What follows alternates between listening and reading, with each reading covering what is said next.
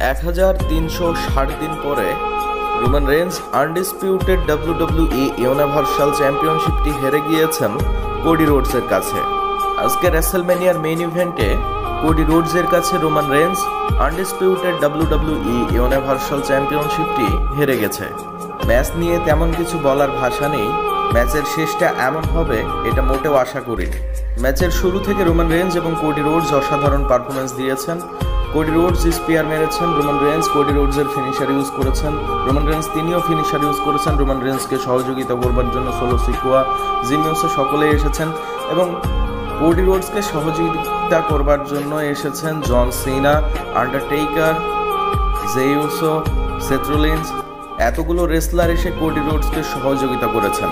এই সহযোগিতার ফলে কোডি রোডসকে নতুন আনডিসপিউটেড ডাব্লিউডাব্লিউই ইউনিভার্সাল চ্যাম্পিয়ন হিসেবে আজকে আমরা দেখতে পাচ্ছি। বিশেষ করে রোমান রেঞ্জকে একের পর এক তার ফিনিশার মারার পরে যখন পিন করলেন, তখন রোমান রেঞ্জ আর কোনো কাউন্টার করেননি, বরং রোমান রেঞ্জ 1360 দিন পরে হারের মুখ দেখলেন কোডি রোডসের কাছে। হয়তো রোমান রেঞ্জকে দেখা যাবে না, রোমান রেঞ্জ হয়তো বা লম্বা সময়ের জন্য ডাব্লিউডাব্লিউ থেকে চলে যাবে। রোমান রেঞ্জের এই হার মেনে নেওয়া অসম্ভব।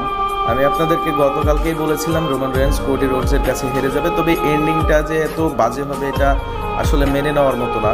এন্ডিংটা বাজে বলতে কোডি রোডসকে জেতানো হয়েছে, ভালো কথা। কোডি রোডসকে স্ট্রংভাবে জেতানো হোক। কোডি রোডসকে সহযোগিতা করবার জন্য একের পর ও এসে একেবারে ইন্টারফেয়ার করে রোমান রেঞ্জকে হারিয়ে দেওয়া হয়েছে। তবে যাই হোক, রোমান রেঞ্জ লম্বা সময় ধরে চ্যাম্পিয়ন ছিলেন। রোমান রেঞ্জ চ্যাম্পিয়নশিপটি হেরে গিয়েছেন, অবশ্যই খারাপ লাগছে। শুভকামনা কোডি রোডসের জন্য।